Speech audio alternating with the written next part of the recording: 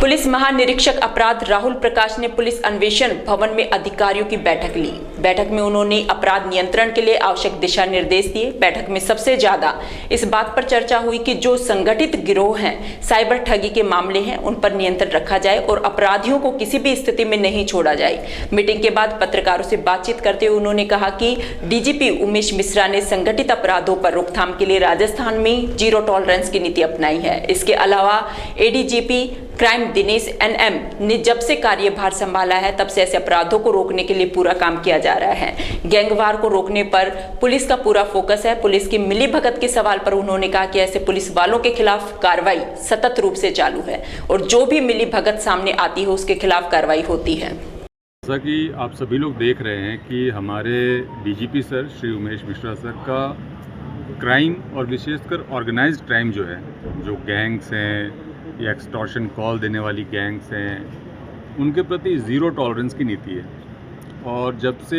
MN Dinesh sir ने as ADG crime join किया है तो उनकी भी स्ट्रेटजी इसी बात को फोकस कर रही है कि जो भी हमारे ऐसे अपराधी हैं जिनके कारण समाज में भय व्याप्त होता है, लोगों को अपनी संपत्ति, अपने शरीर के प्रति के सुरक्षा के प्रति खतरा पैदा होता है, उनको चिन्हित किया जाए और उनके खिलाफ प्लान्ड वे में कार्रवाई की जाए।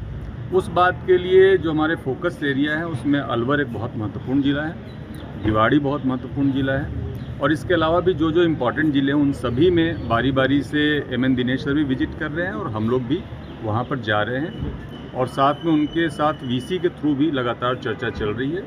इसमें अपराधियों का चिन्हीकरण और चिन्हीकरण के बाद उनको न्यूट्रलाइज करने की कार्रवाई ये किया जाना है और उसी विषय पे हम लोगों ने आज यहाँ पे चर्चा की। सर श्री उमेश मिश्रा सर का क्राइम और विशेषकर ऑर्गेनाइज्ड क्राइम जो है, जो गैंग्स हैं या एक्सटॉर्शन कॉल देने वाली गैंग्स हैं, उनके प्रति ज़ीरो टॉलरेंस की नीति है।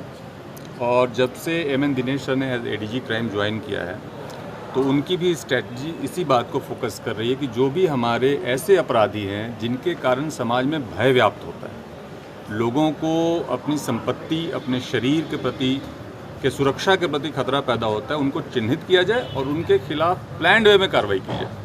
उस बात के लिए जो हमारे फोकस एरिया है उसमें अलवर एक बहुत महत्वपूर्ण ज़िला है, भिवाड़ी बहुत महत्वपूर्ण ज़िला है और इसके अलावा भी जो जो इम्पोर्टेंट ज़िले हैं उन सभी में बारी बारी से एमएन दिनेश सर भी विजिट कर रहे हैं और हम लोग भी वहाँ पर जा रहे हैं और साथ में उनके साथ वीसी के थ्रू भी लगातार चर्चा चल रही है। इसमें अपराधियों का चिन्हीकरण और चिन्हीकरण के बाद उनको न्यूट्रलाइज करने की कार्रवाई ये किया जाना है और उसी विषय पे हम लोगों ने आज यहाँ पे चर्चा की है। न्यूट्रलाइज में क्या ये शामिल है कि पैर में ही गोली मारी जाए? नहीं, पैर में कभी भी पुलिस किसी को जानबूझकर गोली नहीं मारती है। ये तो अगर परिस्थिति ऐसा पैदा हो जाता है जिसमें कि अपराधी पुलिस के ऊपर हमला कर रहा हो और ऐसा कोई अपराधी है जो कि उम्र कैद से या मृत्यु दंड की सज़ा वाला अपराध कर चुका है और पुलिस कस्टडी से भागने की कोशिश कर रहा है, तो उसमें पुलिस की जो ट्रेनिंग होती है उसमें हम कोशिश ये करते हैं कि उसको रोकने के लिए उसके पैर में गोली मारी जाए और वो तभी होता है जबकि परिस्थितियाँ और कानूनी रूप से पुलिस को उस बात का अधिकार हो, तभी उसका उपयोग किया जाता है। नहीं, अब जब तक आप उस परिस्थिति को नहीं देखेंगे, हमेशा एक जैसी परिस्थिति तो होती नहीं है, हर एक घटना एक दूसरे से अलग होती है। तो अगर इस पर अपन कोई जनरलाइज सामान्यीकरण करके बात करना चाहेंगे तो बात सही निकल के आएगी नहीं। प्रत्येक घटना अपने आप में अलग है और जब तक आप परिस्थिति को नहीं देखोगे तब तक उसके विषय में बात करना कुछ। राजस्थान में जो भी आपको घटनाएं पढ़ने को मिली, देखने को मिली और घटित हुई हैं, वो सभी परिस्थितियों के मांग के अनुकूल थी और जो भी विधिक मापदंड है उसकी परिधि के अंदर थी। क्या इनके बाद भी अगर कोई इस तरह का कहता है तो जांच की जाएगी या की गई है अभी तक? नहीं, जो भी ऐसे घटनाक्रम हुए हैं जिसमें कि किसी अपराधी के पैर में गोली लगी है, उन सभी में एफआईआर दर्ज और उसका इन्वेस्टिगेशन चल रहा है। इन्वेस्टिगेशन के बाद जो भी उसका रिपोर्ट होगा वो कोर्ट में, न्यायालय के अंदर दाखिल की जाएगी। भिवाड़ी शामिल है उसमें सर? प्रत्येक जिला जहाँ पर भी ऐसी घटना घटी है वहाँ मुकदमा दर्ज हुआ है। मुकदमा जब दर्ज होता है तो आपको पता है कि उसका निस्तारण पुलिस नहीं करती है, न्यायालय में उसका निस्तारण होता है। आज किस तरह की रणनीति बनाई गई जो अलवर में गैंगवार रोका जा सके?